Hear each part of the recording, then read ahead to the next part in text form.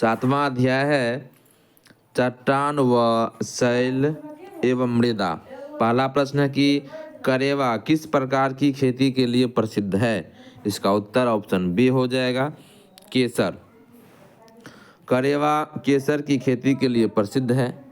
कश्मीरी भाषा में करेवा का शाब्दिक अर्थ है उन्नत टेबललैंड होता है। करेवा मृदा में समतल शीर्ष वाले टीले हैं जो कश्मीर घाटी की चारों तरफ से घेरे हुए हैं। करेवा के निक्षेपों में रेत, गाद मिट्टी, रोल मिट्टी इत्यादि पाए जाते हैं। यह घाटी कृषि और बागवानी फसलों के लिए काफी लोकप्रिय है।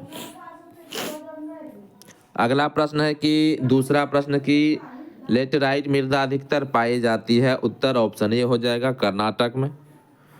लेटेराइट मृदाएं सामान्यतः कर्नाटक, केरल, तमिलनाडु, मध्य प्रदेश, उड़ीसा और असम के पहाड़ी क्षेत्रों में पाई जाती हैं। ये मृदाएं उच्च तापमान एवं भारी वर्षा के क्षेत्रों में विकसित होती है। ये मृदाएं उष्णकटिबंधीय वर्षा के कारण हुए निक्षालन का परिणाम है। इन मृदाओं में जैव पदार्थ, नाइट्रोजन, फास्फेट और कैल्शियम की कमी होती है तथा लौह ऑक्साइड और पोटास की अधिकता होती है। तीसरा प्रश्न है कि भारत के किस राज्य में काली मिट्टी बृहद क्षेत्र में पाई जाती है? उत्तर ऑप्शन डी हो जाएगा, महाराष्ट्र में। काली मिट्टी का विस्तार महाराष्ट्र में सर्वाधिक है। महाराष्ट्र के अलावा इस मिट्टी का विस्तार गुजरात के मध्यवर्ती भाग और पश्चिमी मध्य प्रदेश, उड़ीसा के दक्षिणी भाग, कर्नाटक के उत्तरी जिलों, आंध्र प्रदेश के दक्षिणी और तटवर्ती भाग, तमिलनाडु, राजस्थान तथा उत्तर प्रदेश के बुंदेलखंड संभाग में मिलती है। चौथा प्रश्न है कि किस प्रदेश में क्षारीय मिट्टी का विस्तार सबसे अधिक है? उत्तर ऑप्शन डी हो जाएगा, उत्तर प्रदेश में। क्षारीय मिट्टी का सर्वाधिक विस्तार उत्तर प्रदेश में पाया जाता है। इस मृदा को ऊसर रेह व कल्लर मिट्टी के नाम से भी जाना जाता है। यह मुख्य रूप से शुष्क जलवायु और खराब अपवाह तंत्र के कारण इनमें लवणों की मात्रा बढ़ जाती है। अगला प्रश्न है पांचवा प्रश्न कि करेवा मृत्तिका को जाफरान केसर का एक स्थानीय प्रकार के उत्पादन के लिए उपयोगी है, पाई जाती है। कश्मीर हिमालय में पाई जाती है। करेवा मृत्तिका जो जाफरान के उत्पादन के लिए उपयोग है, कश्मीर हिमालय में पाई जाती है। इनमें हिमानी के मोटे निक्षेप तथा हिमोड उपस्थित होते हैं।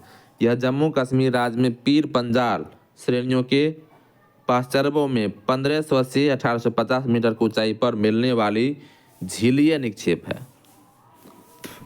छठा प्रश्न है कि निम्नलिखित में से कौन सी मिट्टी नदियों द्वारा निर्मित है? उत्तर ऑप्शन सी हो जाएगा, जलोढ़ मिट्टी। जलोढ़ मिट्टियाँ नदियों द्वारा अपरदित पदार्थों से निर्मित है। ये हल्के भूरे रंग की है तथा गठन में रेतीली से दोमट प्रकार की है। इन मिट्टियों की परिच्छेदिका उच्च भूमियों में अपरिपक्व तथा निम्न भूमियों में परिपक्व है। भारत में जलोढ़ मिट्टियाँ विशाल मैदानों, महानदी, गोदावरी, कृष्णा तथा कावेरी के डेल्टाई क्षेत्र में विस्तृत है। जलोढ़ मिट्टियों में पोटास व चूना प्रचुर मात्रा में मिलता है। नाइट्रोजन और जीवांश का अभाव होता है।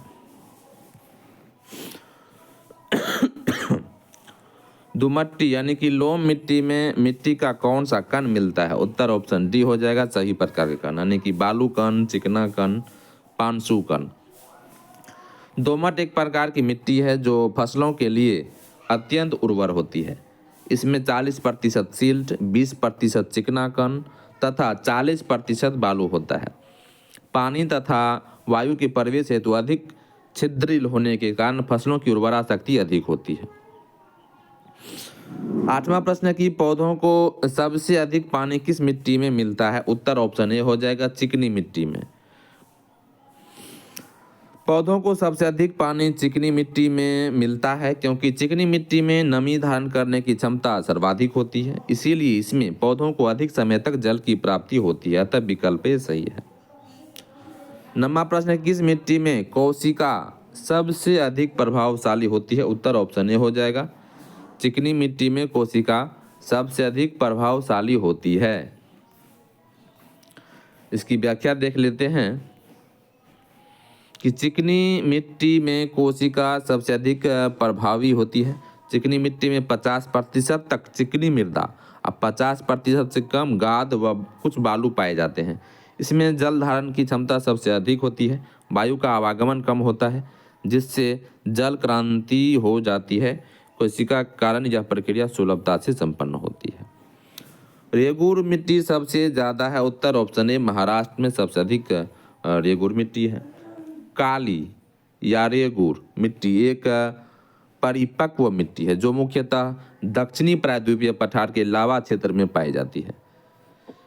यह मिट्टी महाराष्ट्र तथा गुजरात में बहुतायत में पाई जाती है। इसमें नाइट्रोजन, फास्फोरस एवं जीवांशों की कम मात्रा पाई जाती है, जबकि चूना, पोटास, मैग्नीशियम, एल्यूमिना एवं लोहा पर्याप्त मात्रा में मिला रहता है। रेगूर मिट्टी गेहूं, कपास, ज्वार, बाजरा आदि की कृषि के लिए उपयुक्त होती है। 11वां प्रश्न कि गंगा के मैदान की पुरानी कछारी मिट्टी कहलाती है। उत्तर बी हो जाएगा, बांगर। गंगा के मैदान की पुरानी कछारी मिट्टी बांगर कहलाती है। बांगर वह ऊंचा भाग है जहां नदियों की बाढ़ का जल नहीं पहुंचता है। यह पुरानी जलोढ़ मिट्टी द्वारा बना हुआ होता है। इसमें कैल्शियम की प्रचुरता होती है। खादर वह नीचा भाग है जहां नदियों का बाढ़ का जल प्रतिवर्ष पहुंचता है एवं प्रतिवर्ष नदियों की बाढ़ का जल नवीन मिट्टी को लाकर यहां जमा कर देता है।